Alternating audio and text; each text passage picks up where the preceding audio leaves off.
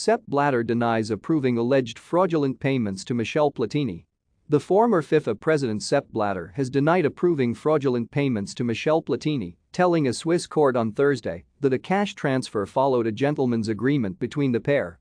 Swiss prosecutors accuse the two men, once among football's most powerful figures, of illegally arranging the 2 Swiss franc (£1.6 million) payment in 2011.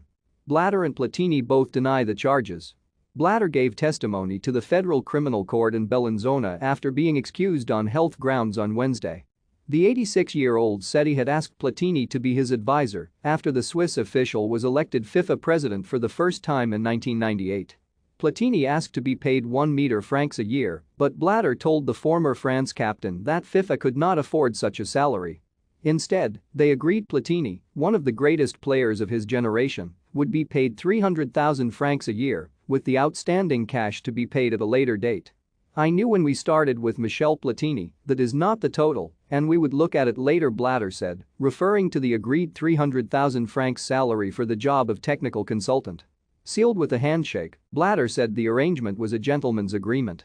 "It was an agreement between two sportsmen," Blatter said. "I found nothing wrong with that."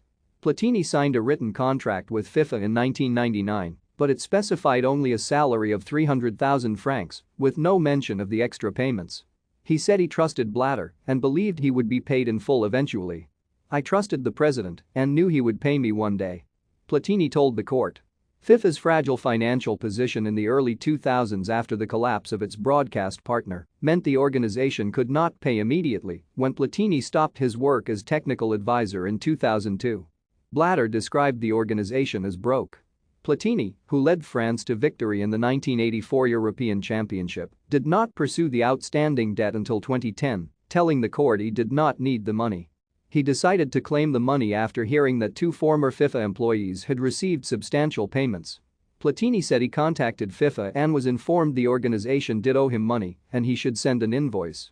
He sent FIFA a claim for 2 francs in January 2011 and was paid 10 days later after the invoice was approved by Blatter, he said. The Swiss Office of the Attorney General has accused Blatter and Platini of fraud, in the alternative of misappropriation, in the further alternative of criminal mismanagement, as well as of forgery of a document.